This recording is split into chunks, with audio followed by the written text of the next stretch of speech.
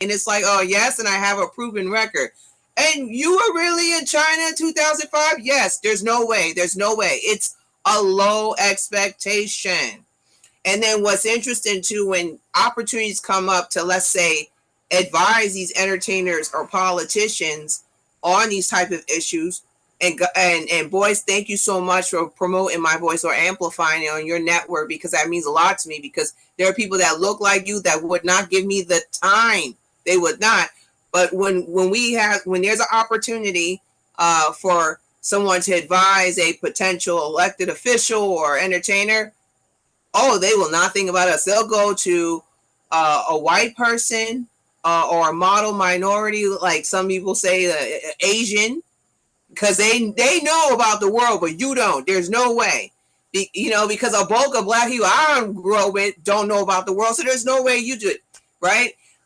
So I want to just applaud those people like you and white folks and others that believed in my work and gave me a voice, because there's a lot that did not, and it's not just outside community, it's within as well. Yeah, yeah, and I think that that is interesting because it speaks to the role that we play in voting for our own oppression. Like we contribute to it. It's not just them. Like this idea that somehow it's like, well, how can you know national security? You're black and you're a woman. And but if you know black women the way I know black women, and you know a diverse range of black women, like the brilliant black women I see on Fly Nubian Queen and stuff like that, black women can do damn near everything. Black Yes. women, and black men can do a lot of things too, right? And it's no disrespect to the men and the women that do things like comedy and singing, dancing, rapping, and playing basketball and all that. That's fine. They're good at that. If I need a basketball player, then I'll call you. But if you are talking about something outside of your expertise, then it's time to pass the ball a little bit.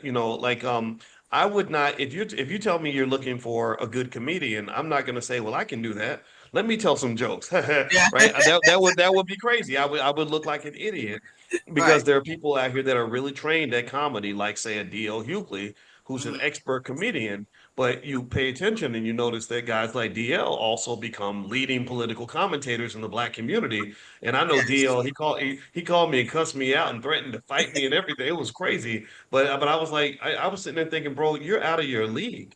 They really got you out here looking silly right now, because they always assume, and Malcolm X talked about this. Anybody listening remember when Malcolm used to talk about that? Malcolm said that when they're looking for people that want to share what the black community needs, they'll always turn to a clown.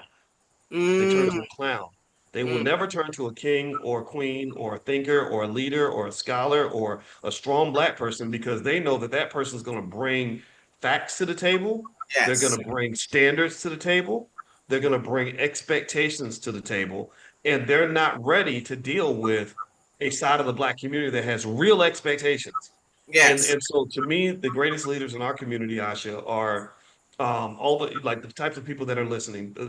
The mothers, the fathers, the community leaders. Like you look at Right.